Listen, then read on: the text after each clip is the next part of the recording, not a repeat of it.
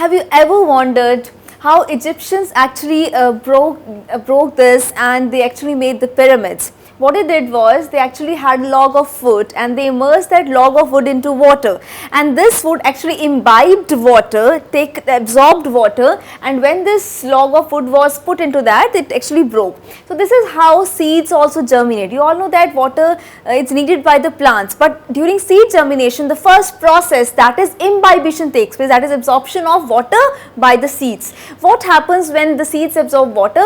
The kernels develop a pressure due to which the seed coat breaks, and when the seed coat breaks, the seed germinates, because now it has an access to the oxygen outside the environment, it has access to the cellular activities which can actually take place, it can generate ATP, that is energy. So this is how a seed germinates into a young plant. Okay, so this process is known as imbibition, by which there is absorption of water by the seeds so that it can germinate to produce a young plant. Okay, so what is going to happen when this seed germinates? The seed coat breaks open. When the outer seed coat breaks open, it has an access to oxygen, due to which it is going to lead to the cellular processes that will lead to the formation of a young plant.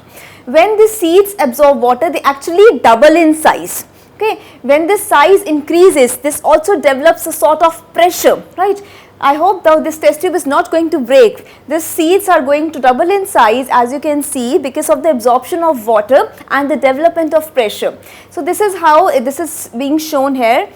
We have put in a syringe and there is water. When these seeds are going to absorb water, they are going to increase the volume, they are going to increase in size. So this is going to push in this syringe, and due to which this liquid is going to rise up, right? This is a syringe and we have actually introduced a pipette into it.